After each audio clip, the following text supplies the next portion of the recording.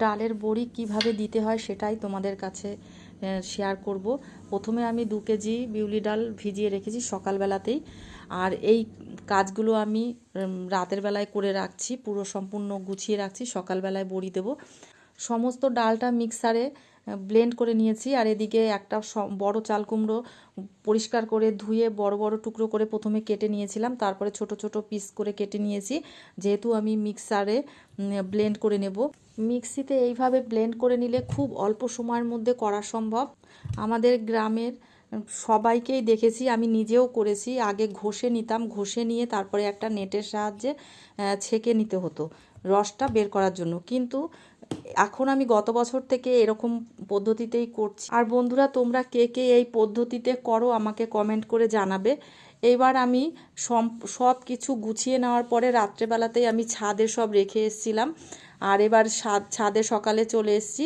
আর দেখো জলটা সম্পূর্ণ ঝরে গেছে চাল কুমড়োর থেকে।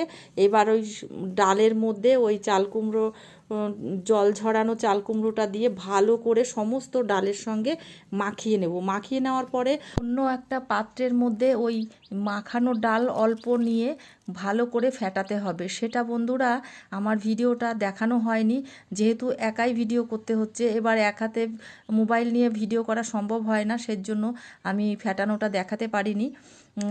যাই হোক বন্ধুরা, আমি বলে দিচ্ছি, ভালো করে অনেকটা টাইম ধরে ফেটাতে হবে। নিজেরাই বুঝতে পারবেন যে ডালটা অনেক হালকা হয়ে যাবে।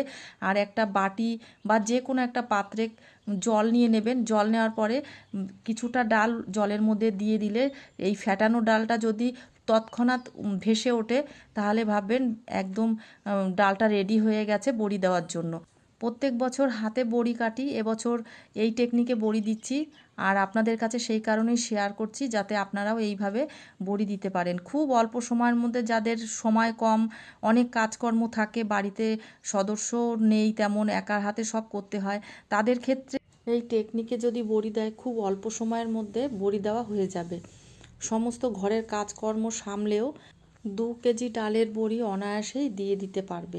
ডালের বড়ির শেপগুলো খুব সুন্দর হয় বন্ধুরা, দেখেই তো বুঝতে পাচ্ছেন যে কতটা সুন্দর হয়েছে শেপগুলো। এই ভিডিওটি যদি আপনাদের ভালো লেগে থাকে, আপনাদের বন্ধু বান্ধবের কাছে শেয়ার করবেন, যাতে তারা এই ভিডিওটি দেখে উপকৃত হয়, বাড়িতে এইভাবে বড়ি তৈরি করতে পারে। আর বন্ধুরা, এই যে বড়ি দিচ্ছি, এই যে প্যাকেটটা প্লাস্টিকের, এটা যদি আপনাদের কাছাকাছি দোকানে না পান, তাহলে যে কোনো দুধের প্যাকেটে আপনারা এই বড়ি দিতে পারেন। আর এই বড়ি দেওয়ার জন্য যে নোজেলটা ব্যবহার করেছি, এই নোজেলটা যে কোনো কেক তৈরি করার সরঞ্জাম যেখানে পাওয়া যায় সেই দোকানেই পাওয়া যায়, সেখান থেকে